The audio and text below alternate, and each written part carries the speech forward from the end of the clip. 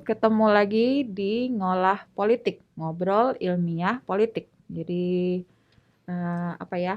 Ya ngobrol, tapi ngobrolnya juga nggak ngobrol-ngobrol yang ngalor ngidul, ngobrolnya tetap ilmiah untuk topik-topik yang kayaknya terlalu tinggi, tapi kita mau membumikan, mau disantaikan supaya relevan dengan kehidupan kita sehari-hari, keseharian kita, dan politik bisa jadi meaningful lah, punya makna yang berarti lah buat kita semua. Nah, hari ini tuh topiknya juga sebetulnya topik yang serius ya, tapi sebetulnya sangat dekat dengan keseharian kita. Kita bicara soal pekerja ya, pekerja formal ya, pekerja ya, pekerja dalam kondisi seperti ini. Dan artinya gini, saya pikir kita semua kan adalah pekerja ya. Tentu bagaimana kita memahami peran kita atau fungsi kita sebagai pekerja itu bisa beda-beda. Begitu dibilang buruh misalnya, konotasinya bisa beda lagi gitu. Dibilang pekerja kerah biru gitu misalnya, beda lagi. Pekerja kreatif dibilang beda lagi. Padahal sebetulnya semuanya adalah pekerja. Nah, kita bicara soal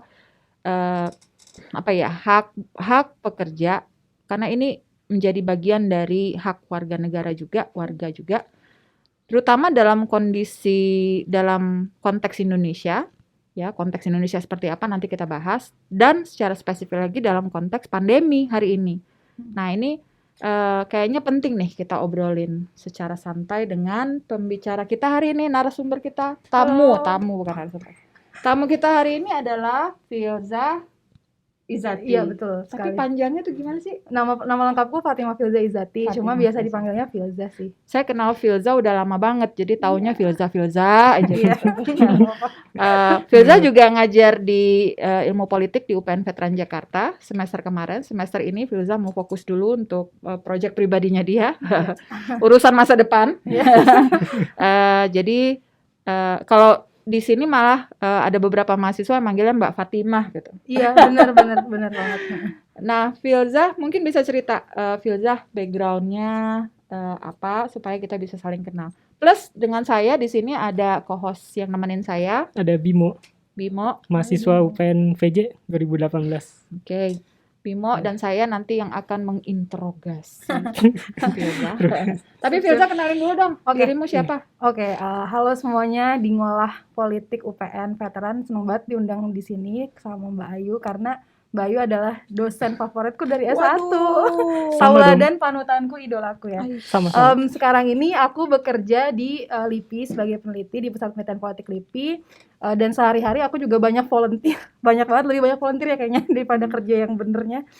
Volunteer di Indo Progress sebagai editor harian, dan Indo Progress sendiri Indo Progress sendiri adalah jurnal progresif yang ingin memajukan gerakan sosial di Indonesia kayak gitu. Terus selain itu aku juga berserikat, aku juga menjadi anggota di dalam sebuah serikat bernama Sindikasi, Serikat Pekerja Media dan Industri Kreatif untuk Demokrasi. Dan sisa-sisanya lain-lainnya banyak banget sih sebenarnya, tapi itu yang paling utama sekarang gitu. Oke, Filza ini produktif sekali. Kalau browsing ya, googling gitu, cari aja tulisannya tuh banyak banget.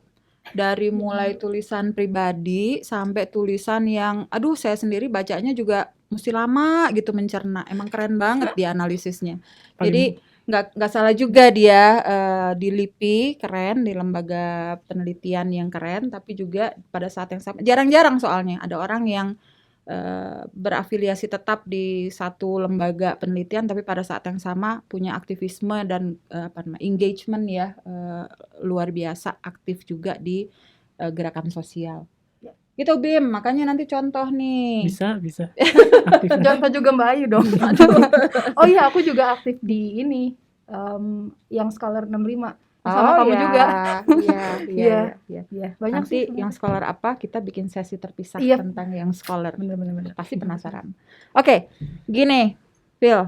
Ya. Berapa hari ini ya aku baca terus agak sedih juga sih, miris, bukan agak miris gitu ya. Hmm. Ini cerita-cerita tentang buruh-buruh PT Sandang Sari nih. Teman-teman tahu mungkin ya, ada sejak tahun lalu mungkin ya, Iya, tahun mulai lalu. masa pandemi ini ada di Bandung ya, Di itu Bandung. ada PT Sandang Sari itu yang melakukan pemecatan terhadap ratusan buruhnya, pekerjanya. Kemudian tidak diberi pesangon ya, kemudian juga THR. tidak hak-haknya tidak dipenuhi, tapi karena mereka terus mengorganisir beberapa kali aksi protes gitu ya, tapi kemudian yang terjadi justru mereka diharuskan membayar 500 juta ya Yep. ganti rugi karena mereka dianggap merugikan perusahaan karena melakukan aksi-aksi demonstrasi.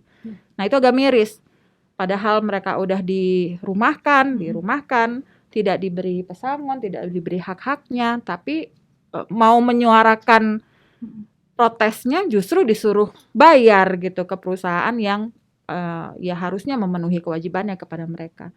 Nah ini kayaknya bukan yang pertama kali sih ya. Iya, bener banget. Udah berapa kali ada kejadian-kejadian seperti ini. Tapi aku pengen tahu, Phil, menurutmu gimana sih? Apa sih yang terjadi sebetulnya? Iya, sebenarnya di masa pandemi ini kan hampir semua pekerja ya, buruh baik di sektor manufaktur, di berbagai sektor, semua sektor gitu ya, industri kreatif, media semuanya itu kan mengalami kesulitan ya. Dalam arti kalau misalnya di industri kreatif itu banyak yang mengalami pembatalan cancelan job tiba-tiba, terus gak ada ganti ruginya juga gitu. Nah di industri manufaktur ini seperti yang terjadi di Sandang Sari gitu ya, itu mereka juga banyak sekali yang mengalami misalnya tetap harus kerja tapi nggak pakai APD yang memadai gitu. Terus udah gitu nggak dikasih THR. Atau kayak yang di kasus Sandang Sari ini juga BPJS-nya nggak dibayarkan gitu. Terus juga dirumahkan pelan-pelan nanti ujung-ujungnya di PHK gitu. Nah, ini kan umum banget terjadi. Nah, kalau yang kasus Sandang Sari ini kan karena mereka mogok gitu kan, terus kemudian dianggap perusahaannya adalah merugikan perusahaan gitu ya. Nah sebenarnya kan ini yang perlu diluruskan gitu. Kalau mogok itu sebenarnya hak konstitusional warga negara, jadi itu tuh ada dijamin di dalam undang-undang kan gitu. Nah cuma biasanya perusahaan itu memakai pasal-pasal di dalam undang-undang itu untuk menjerat buruh kalau misalnya mogoknya nggak sesuai prosedur dalam tanda kutip gitu. Jadi biasanya kayak gitu. Dan sebenarnya yang perlu dilihat juga adalah mungkin ini adalah bagian dari upaya perusahaan untuk membungkam sebenarnya gitu. Atau kita bisa bilang mereka sebenarnya ingin membuat buruh-buruhnya itu jadi takut gitu untuk bersuara lebih jauh gitu. Dan itu sebenarnya udah sering terjadi gitu. Jadi aku bisa kasih ilustrasi misalnya dulu waktu aku riset buat skripsi sih udah lama banget tahun 2011 gitu ya. Jadi ada buruh-buruh di Tangerang, mereka itu mogok dengan sesuai dengan peraturan ya, maksudnya ada tahapan-tahapannya kan, kalau mau mogok harus memberitahu perusahaan dan lain-lain gitu. Tapi tetap aja dikriminalisasi sama perusahaannya gitu. Karena apa? Karena di satu sisi bargaining power-nya buruh ini belum juga terlalu tinggi gitu kan. Terus di sisi lain juga para buruh ini juga kadang-kadang masih banyak yang belum tahu gitu bahwa oh ini tuh hak saya ya untuk mogok atau gimana, jadi takut gitu.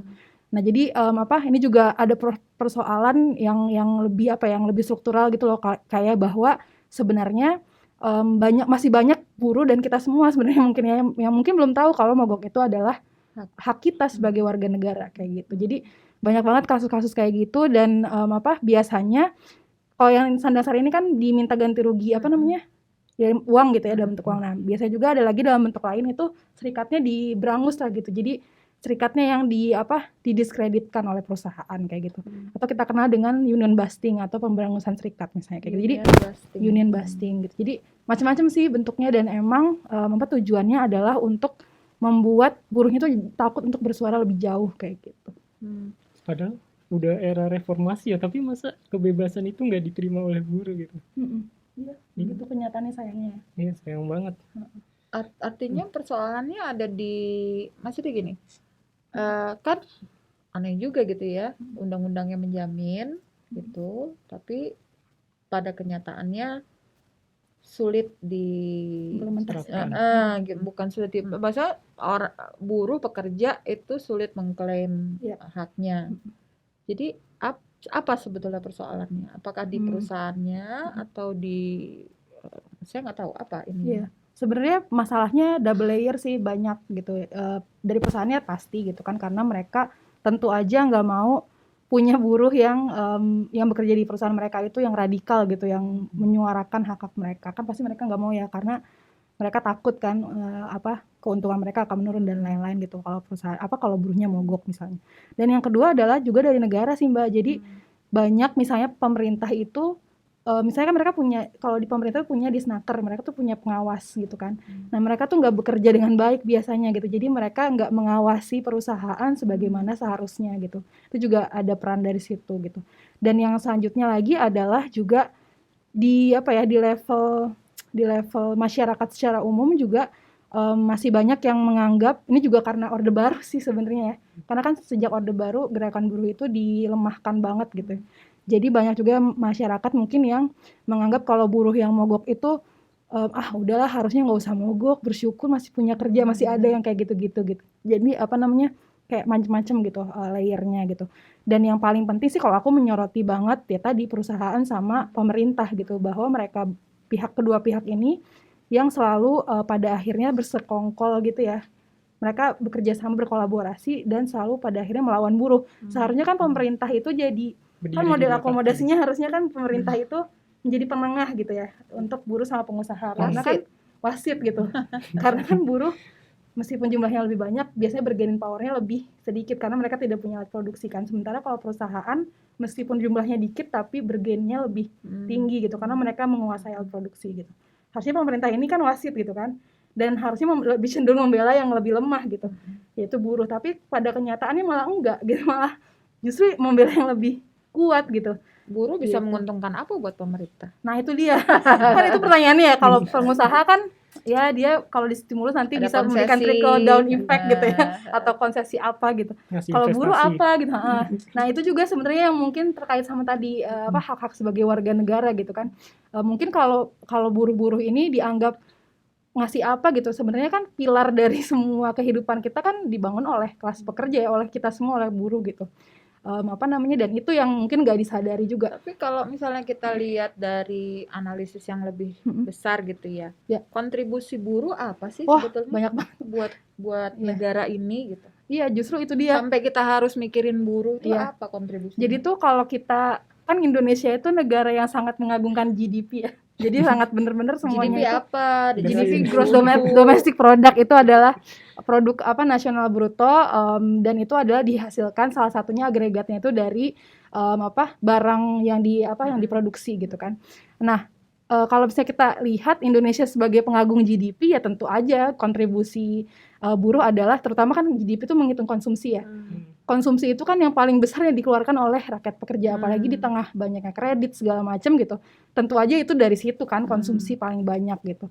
Dan produksi di dalam negeri ya, di dalam negeri itu kan itu juga yang mengerjakan siapa lagi kalau bukan kelas pekerja kan. Jadi justru kontribusi yang selalu diagungkan sama pemerintah itu GDP itu sendiri ya paling banyak disumbangkan oleh buruh sebenarnya gitu. Jadi kalau ditanya secara ekonomi itu gitu. Secara politik apalagi Mbak?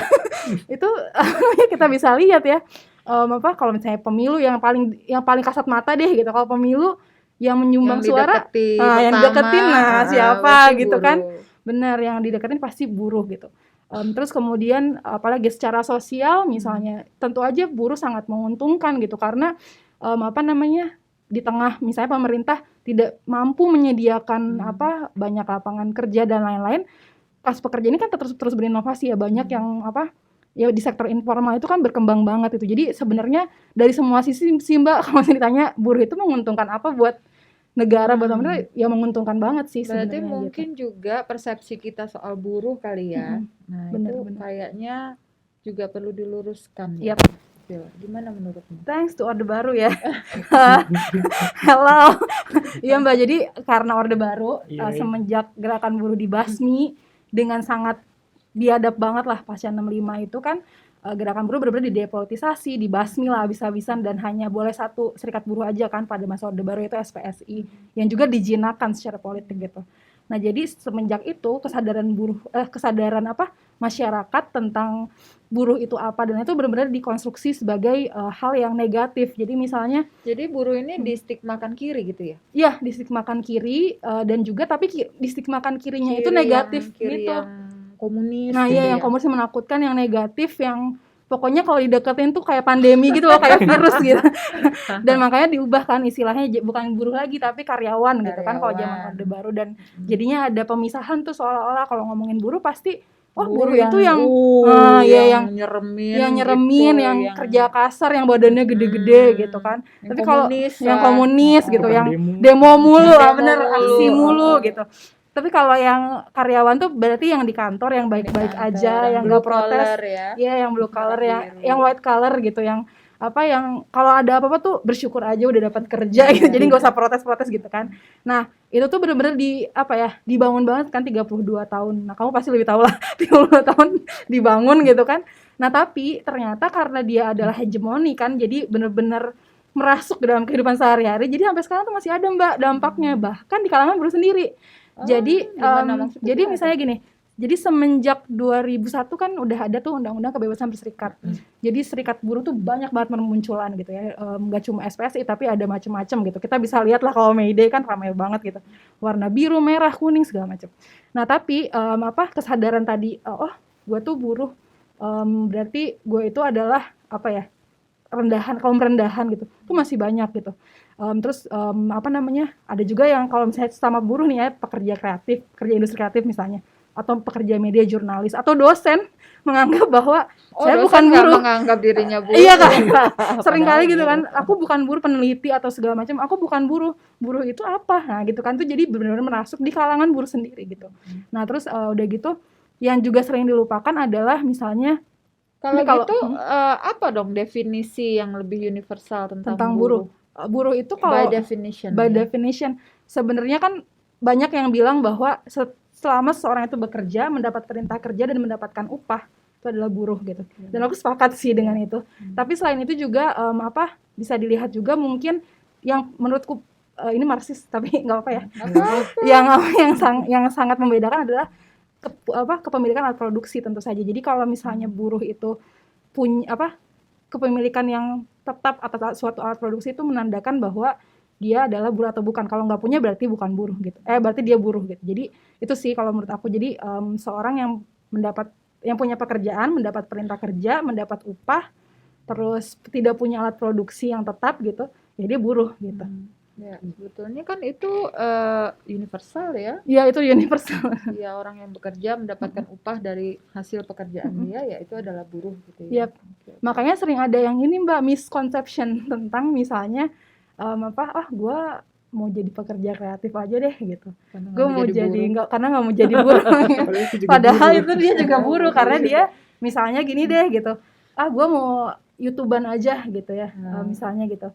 Kan gue bukan buruh gitu. Diperiksa dulu bener nggak gitu. Jangan-jangan kamu YouTuber itu adalah editornya atau yang kameramennya gitu. Kalau kayak gitu ya berarti kamu buruhnya, karena kamu bukan seorang yang punya komputernya, kameranya dan lain-lain kayak gitu sih. Itu bisa kita eksplor lebih jauh sih Mbak tentang konstruksi tentang salah paham ini. Kita mau menurutku memang harus lebih lebih dibuka ya ruang untuk mendiskusikan. Ini nggak usah lah anti banget ke buruh. Ngelihat buruh aksi itu kesannya ini ngotor-ngotorin aja sih, atau ini bikin macet aja sih. Padahal kalau ada kebijakan UMR karena desakan buruh juga yang diuntungin juga semua orang gitu, nggak hanya buruhnya atau pekerja gitu ya, tapi untungnya semua orang. Misalnya ada hari buruh juga, itu akhirnya kita dapat untung juga gitu, bisa libur gitu. Betul kan sekali. Tapi kan sebetulnya itu bentuk apresiasi terhadap semua orang yang bekerja kan pada dasarnya. Bener banget. Gimana Bim?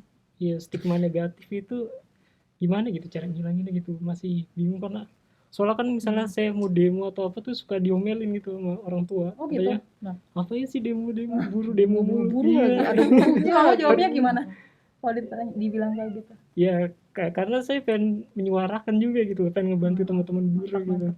Nah itu gimana tuh ngilangin stigma negatif banget gitu loh. Iya. Soalnya Kamu nggak bilang, Bapak Ibu kan juga buruh. Nah, iya gitu. maksudnya tapi Sebagai kita semua pekerja. buruh loh. tapi jawabnya saya kan guru. Gitu. Iya iya. Oh. Iya. Jadi emang kalau untuk nanti kalian bisa nambahin lah ya. Kalau menurut aku sih ini kan memang hegemoni ya. Jadi dilawannya juga harus dengan hal yang sama gitu. Dengan cultural hegemony juga, dengan melawan ini tuh nggak bisa singkat satu hari gitu loh. Jadi harus terus-terusan, dan lewat edukasi kayak gini salah satunya sih menurut aku gitu. Karena jarang, maksudnya nggak banyak masyarakat di sana, di luar sana yang bahkan ngeh tentang hal ini gitu. Jadi menurut aku sih podcast kayak gini adalah salah satunya, Bim. Jadi ini tuh adalah upaya ya menurut aku gitu. Di samping itu tentunya kalau mau lebih sistemik ya di kurikulum sekolah-sekolah mungkin aku kepikirannya gitu ya. Karena kan sampai sekarang kalau yang aku tahu tuh di kurikulum anak SD aja nggak ada tuh Mbak yang kayak gitu ya. Maksudnya pelurusan sejarah gitu yang bener-bener dulu tuh gerakan buruh dimatikan karena apa segala, kan belum pernah ada yang kayak gitu. Terus kalau mau itu tuh sistemik gitu, atau mungkin di kampus-kampus banyakin diskusi-diskusi di kelas-kelas, didiskusikan itu juga menurut aku ini sih efektif banget juga. Pendidikan kan salah satu jalur yang paling efektif lah untuk meluruskan yang kayak begini-begini gitu, yang salah-salah. Tapi selain itu ya mungkin secara politik yang lebih luasnya harus ada perubahan sih. Cuma ya itu Perubahannya tuh yang kayak gimana? perubahan Nah, yang artinya gini, kalau misalnya kita ngomongin buruh gitu, apa sih yang kondisi yang sekarang dialami buruh-buruh secara umum tuh apa? Sehingga kita tahu harusnya kondisinya yang lebih baik itu seperti apa gitu. Oke. Ya jadi kalau secara umum banget nih, secara global, termasuk juga di Indonesia, kita ini kan semua buruh ya, semua kelas pekerja itu ada di bawah rezim yang namanya labor market flexibility. Itu adalah pasar tenaga kerja fleksibel. Nah jadi pasar tenaga kerja tuh jangan dibayarkan kayak pasar ya, jadi benar-benar abstrak, ini konsep abstrak aja. Di mana orang-orang atau kita semua masuk ke dalam pasar tenaga kerja itu dengan kondisi yang ya sistem kerja kontrak, terus lepasan gitu ya, nggak full time, terus hak-hak kita juga nggak dijamin, nggak ada perlindungan sosial dan lain-lain gitu. Nah itu tuh yang dihadapi oleh semua buruh gitu. Nah kalau untuk perempuan tuh lebih spesifik lagi, ada namanya feminisasi kerja kan. Jadi perempuan masuk ke dalam pasar tenaga kerja karena ada nilai-nilai stereotip gender yang melekat pada diri mereka, dan itu dimanfaatkan gitu kan, nilai-nilai patriarkal gitu-gitu tuh dimanfaatkan untuk mengekstraksi nilai lebih gitu. Jadi ada dua hal itu sih yang menurut aku sekarang tuh paling kita hadapi gitu. Nah manifestasinya gimana sih gitu? Kalau misalnya kita bisa lihat, kalau di yang tadi pasar tenaga kerja fleksibel, kita di sistem kerja kontrak, terus sistem kerja lepasan, sistem kerja yang gak memberikan kepastian apapun, itu tuh adalah manifestasi sejati dari itu gitu. Di semua sektor ya, misalnya kalau katakanlah di kampus aja kan kayak gitu kan, sangat jarang ada sistem kerja yang langsung tetap gitu, yang permanen gitu. Pasti harus ada tenure-nya dulu, harus ada kayak gitu, dan banyak kan kontrak gitu. Kalau kebetulan waktu pas aku di UK, aku ikutan mogoknya tuh Mbak, mogok dosen-dosen fractional lecturers yang di PHK-in lah gitu, yang dipecat-pecatin sepihak. S2-nya di Inggris, di SOAS. SOAS. Kebetulan di ya. London. Iya, jadi ya itulah sistem kerja kayak gitu tuh bukan hanya menyerang yang manufaktur atau yang sektor-sektor pekerjaan yang kita anggap ini pekerjaan buruh tuh yang kayak gini gitu, tapi juga bahkan dosen gitu. Banyak fractional lecturers itu yang dipecat sewaktu-waktu gitu tanpa ada. Oh iya, sekarang itu di mana-mana ya, di mana-mana ya. Tapi itu juga terkait dengan pandemi kan? Ada, artinya tapi sebelum itu udah ada ya, tapi ada. mungkin jadi sub gitu ya, jadi bener. meningkat drastis karena pandemi. Ada dampak yang paling ini apa kalau untuk pekerja atau buruh? Oke. Nah, jadi ini aku paparin hasil riset nih kebetulan ya, supaya kalian jadi tahun udah pernah di-launching belum? Udah pernah di-launching, tapi nggak apa-apa terus disebarkan biar iya. Kita butuh tahu nih apa nih risetnya. Iya. Jadi tahun lalu itu 2020 April kami di sindikasi itu bikin survei tentang dampak pandemi. Itu kan waktu sebulan ya, sebulan setelah pandemi terhadap Maret berarti April. Terhadap para pekerja di industri media dan industri kreatif, tapi khususnya industri kreatif gitu. Kami melakukan survei terhadap 139 informan, dan mayoritas bagian besar itu mengalami pembatalan kerja Mbak, tanpa mendapatkan kompensasi apapun dari pemberi kerjanya gitu. Nah, terus mayoritas juga punya tanggungan. Jadi kan kalau pekerja itu kan nggak semuanya tuh hidup sendirian aja, tapi ada istri, anak, atau keluarganya mungkin segala macam gitu. Itu jadi tambah beban lagi gitu. Kemudian juga kesulitan mengakses bantuan dari pemerintah. Jadi misalnya pemerintah menggembar-gemborkan ada waktu dulu tuh wacana prakerja, misalnya kartu prakerja, atau bantuan-bantuan yang lainnya itu susah diakses banget gitu. Karena eligibility dari bantuan biasanya juga nggak ramah sama pekerja-pekerja yang terinformalisasi gitu. Kayak misalnya pekerja di industri kreatif ini kan selalu dianggap kamu kerjanya apa gitu, kayak seniman gitu. Seniman itu ngapain segala macam, jadi susah gitu eligibilitasnya. Nah, jadi kayak gitu contohnya. Jadi banyak banget yang susah dapat bantuan gitu. Nah, kemudian juga tahun lalu, tapi belum di launching publik sih. Tapi nggak apa, aku bocorin, aku juga riset tentang kondisi pekerja industri kreatif. Ada juga di tengah pandemi, tapi nggak khusus secara pandemi gitu. Yang kalau kita mau bongkar itu adalah, kan kita selalu menganggap pekerja industri kreatif itu misalnya musisi ya, penyanyi, atau misalnya influencer gitu. Tapi kan pekerja di balik itu nggak pernah dibongkar. Misalnya mereka yang bekerja di panggungnya, misalnya membentuk panggungnya, atau yang filming, atau yang filmingnya, atau yang editnya, itu kan nggak pernah disentuh gitu. Nah, kita juga riset tentang itu sih, Mbak. Nanti semoga launching publiknya dalam waktu dekat. Kayak kapan gitu. tuh? Semoga sih, belum tahu. Iya, jadi kalau kita bisa lihat sih di tengah pandemi ini semakin menajam ya tadi kerentanan itu. Karena sebelumnya misalnya udah pernah ada, jadi makin kayak misalnya contohnya soal tadi kita balik lagi ke Sandang Sari ya. Soal tidak dibayarkannya THR atau dicicil bahkan gitu ya. Terus dicicil atau bahkan tidak dibayarkan. Terus misalnya tidak dibayarkan BPJS segala macam. Sebelum pandemi tuh udah ada memang kayak gitu. Dan setelah pandemi semakin diperdalam karena pengusaha jadi punya excuse kan. Jadi seperti menjustifikasi justifikasi gitu. Jadi kayak wajar dong kan pandemi, gue nggak punya nih gitu. Kalau sebelumnya kan dia bisa ngelak dengan alasan lain, misalnya omset menurun atau apa ya, tapi kalau sekarang lebih kayak punya justifikasi itu gitu. Jadi lebih merasa tapi responnya negara sendiri gimana? Ini payah banget sih Mbak, respon negara. Jadi kalau kita mengkritik langsung aja ya. Jadi kemarin itu tahun lalu Menaker Ida Fauziah itu kan mengeluarkan imbauan-imbauan yang sebenarnya nggak berpihak sama buruh gitu. Perusahaan banget. Iya, berpihak sama perusahaan banget gitu. Misalnya dia mengimbau, kalau misalnya perusahaan nggak mampu gitu ya, boleh kok diimbau untuk merumahkan pekerjanya saja gitu. Padahal kan merumahkan itu apa? Imbauan sih.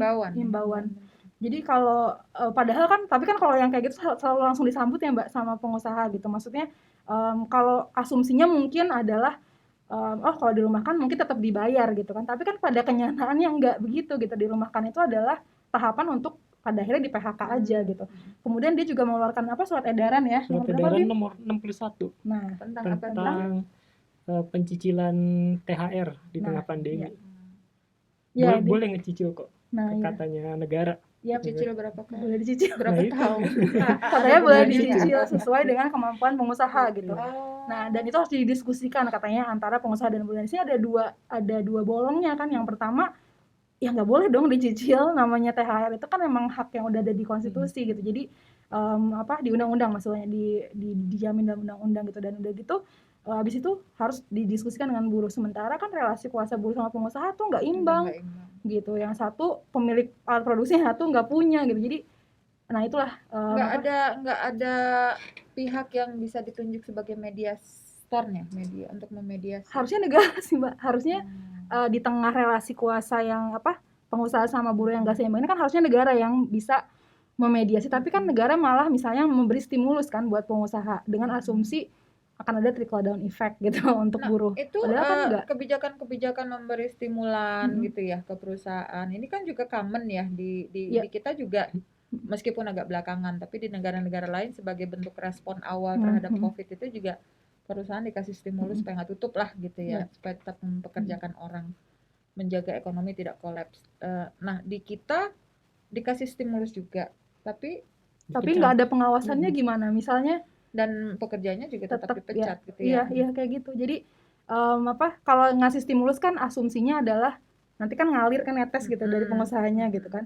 Berarti kan harus diawasin dong gimana penyaluran itu misalnya minimal gitu kan. Tapi kan nggak ada Mbak, jadinya malah ya udah pengusahanya tambah modal, buruhnya tetap aja dibilang pandemi susah gitu. Jadi tetap aja di PHK-in segala macem gitu. Jadi yang membedakan pandemi dan tidak pandemi ya pandemi menjadi excuse gitu. Ya jadi excuse sih kalau menurut aku ya, jadi Aduh. apa ya, jadi perusahaan yang terutama yang yang besar-besar gitu, mereka tuh jadi punya alasan untuk oh ya kita lagi susah jadi wajar dong kalau gue melakukan ini misalnya kayak gitu. Jadi excuse banget sih kalau aku lihatnya, karena sebelumnya juga emang kayak gitu udah biasa banget. Sayangnya ya jadi kayak normal gitu kondisinya. Aduh, Orang awam sedihnya juga gitu. pasti ngelihatnya apaan sih kita aja jualan nggak bisa gitu, dia perusahaan udah bangkrut jadi mending dipecat-pecatin aja lah gitu loh. Iya, dan emang di Masih Indonesia ada. ini kalau menurut aku yang memperparah juga adalah notion yang apa sih bahasanya ya, toxic positivity atau apa, yang suka bilang kalau ya udahlah bersyukur aja, Iya. masih mending. Nah, Itu apa ya? Mantra. apa ya gitu. Tapi dalam Kepercayaan. hal pemenuhan hak-hak sebagai warga negara kan itu nggak bagus ya, dalam arti harusnya ya harus dipenuhi karena itu memang hak kita gitu. Terus nanti ada yang bilang biasanya penuhi dulu kewajiban. Itu notion yang lama banget gak sih, kayak Iya. kayak Jadi, gitu-gitu.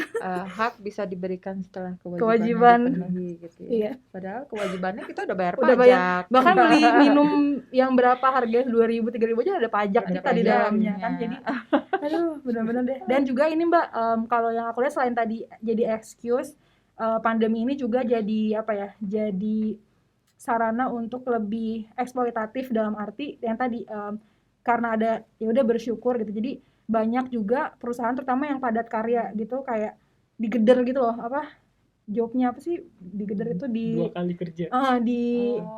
dengan bayaran yang sebenarnya harusnya double tapi malah enggak, karena ya masih mending ada kerjaan kayak gitu loh. Bersyukur. Jadi Lagi-lagi kayak ada apa alasan untuk mengeksploitasi dengan memanfaatkan kondisi ini, jadi aji mumpung juga gitu, ada juga yang kayak gitu. Jadi ya itu sih memperdalam aja sih kalau menurut aku pandemi ini gitu. Iya, gimana Bim? Pusing nggak lo Bim? pusing banget. Soalnya kenalan saya juga ada tuh Ya kan? kerja 2 kali tapi gajinya tetap. Iya, Kasihan banget. karena dibilangnya gitu kan, Eh, masih mending yang penting ada kerjaan. daripada dipecat nggak kerja. Iya, kayak gitu. Itu tuh Kejam banget. apa ya, umum banget terutama di buru-buru kerah biru atau kerah pink, maksudnya buru-buru yang precarious banget, yang benar-benar freelance atau status kerjanya kontrak atau misalnya outsourcing, itu benar-benar dimanfaatin banget gitu. Misalnya contoh aja misalnya OB gitu ya. OB ini kan atau OG, office boy atau office girl ini kan mereka selalu ke kantor gitu ya, harus selalu ke kantor untuk membereskan gedung segala macam gitu. Nah, di tengah pandemi ini kan susah ya untuk mencari pekerjaan lain yang lebih layak gitu. Jadi ya udah tetap double kerjaannya, harus membereskan gedung, mensteril dan segala macam. Tapi dia sendiri nggak diperhatikan kan kebutuhan untuk kesehatan dia segala macam gitu. Jadi benar-benar di apa ya gitu, alasan untuk mengeksploitasi lebih jauh aja gitu. Tapi bayarnya tetap sama kayak gitu, nggak ada lebihnya misalnya, atau dijamin kesehatannya atau nggak ada kayak gitu. Itu nggak ada aturannya Mbak, kalau kena COVID misalnya pekerja gitu kena COVID, perusahaan wajib gitu. Kalau Wajib aturannya kalau membantu. setahu aku ada sih. Ada kalau nggak salah, tapi aku lupa. Maksudnya pekerja Kalau dia kena kerja tapi kena COVID, COVID, harusnya tuh nggak boleh kerja, jadi ditanggung Dibantu. misalnya biaya apanya oleh perusahaan.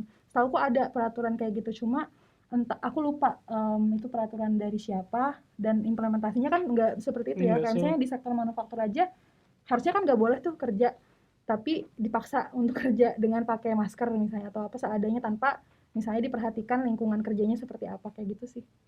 relevansinya kondisi kayak gini sama mahasiswa gak sih? Mungkin Bimo bisa explore atau Firza mungkin. Bimo dulu coba, aku mau tahu. Kan Bimo yang mahasiswa. Bim, apa Bim? ini mana? Bimo host, bukan Oh tamu. iya, bicara Mbak. tapi nanti kamu tanggepin ya. Kalau menurut aku sih mahasiswa ini kan apa ya, selalu digadang-gadang sebagai apa ya, memimpin masa depan segala macam. Padahal kenyataannya kan tenaga murah cadangan, apa maksudnya tenaga kerja cadangan yang murah gitu. Jadi pada kenyataannya itu nggak semua orang kan bisa jadi inovator kayak Nadiem Makarim atau Mark Zuckerberg gitu, nggak semuanya. Tapi kalau jadi pekerjanya sih kemungkinan besar sebagian besar gitu kan. Yang ya kalau aku sih ngelihat relevansinya mungkin yang pertama ya Mas harus menyadari bahwa di depan yang akan dihadapi adalah seperti itu. Jadi dari sekarang lah harus paham tentang hak dia sebagai pekerja, hak dia sebagai warga negara gitu. Itu yang harus dicicil lah dari sekarang. Jadi nanti pas masuk ke dunia kerja nggak kaget gitu. Gue nggak dikasih perjanjian kerja nih sama kantor atau sama tempat kerja gitu. Apa yang harus gue lakukan gitu. Kayak gitu. Jadi harus ngeh dari sekarang, aware dari sekarang kayak gitu. Berarti aturan-aturan ini nggak bisa dirubah nih, Mbak? Apa? Aturan-aturan yang udah ada ini nggak bisa dirubah? Bisa dong, bisa. Tapi itu dengan politik. Gimana dong? dengan- Itu mesti Gimana? apa Iya. dong? Kalau yang yang benar-benar mau mengubah secara fundamental, struktural gitu, sistem politiknya sih yang harus dibenerin kan. Berarti kan selama ini kita dikuasain sama politik yang oligarkis, yang mereka adalah pemilik konsesi-konsesi besar gitu kan. Jadi ya pastinya akan begitu ya, dampaknya sampai bawah gitu. Tentunya harus ada perubahan, misalnya corak politiknya harus berubah. Tapi kan itu jauh, maksudnya masih jauh kan untuk sampai sana. Kalau aku sih melihat ada beberapa tahapan. Yang pertama tadi awareness itu. Jadi harus ada penyadaran yang terus-menerus tentang sebenarnya kondisi yang terjadi itu seperti apa gitu. Dan riset-riset kalau bisa benar-benar dibumikan gitu, hasil-hasilnya benar-benar disebarluaskan gitu lewat berbagai medium termasuk podcast kayak gini gitu.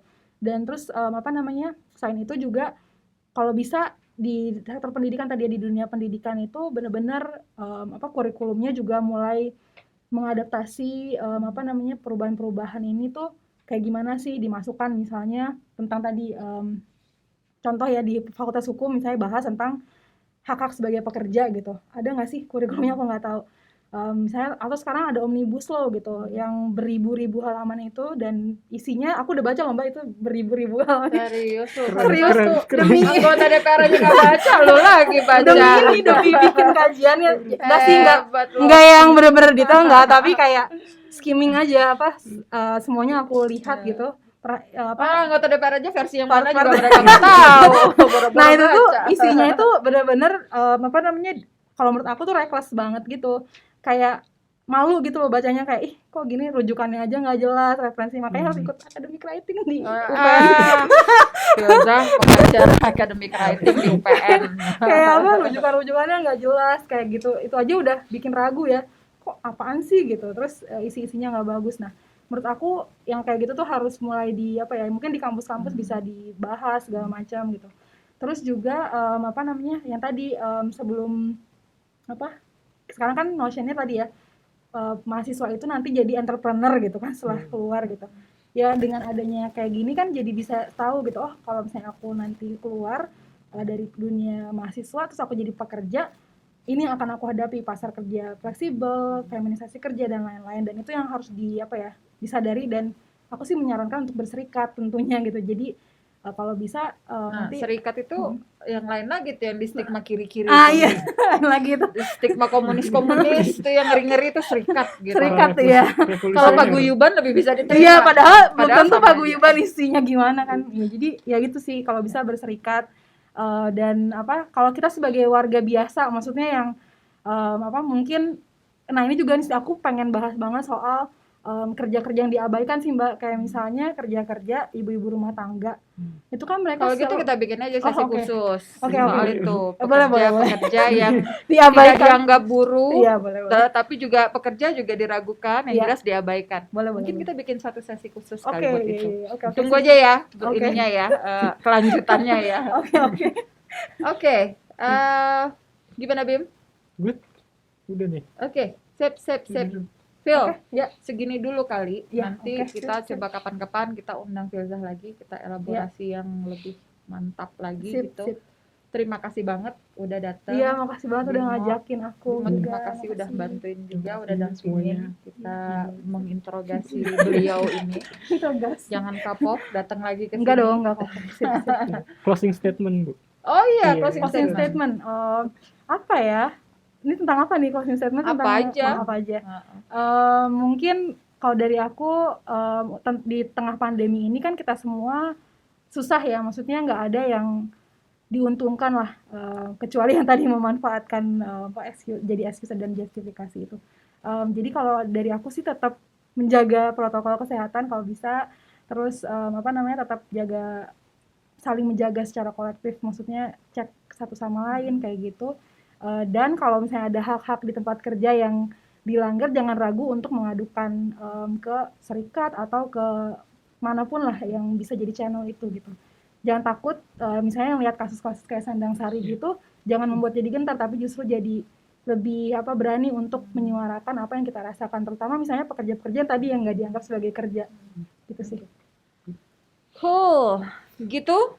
Kali ini kita di sini dulu. Kita langsung tutup. Terima kasih ya teman-teman semua udah join di sini. Tunggu yang berikutnya. Seru juga pasti ya. Sehat semuanya seperti kata Firza tadi. Saling jaga, sehat-sehat semuanya. Ya, bye. Bye.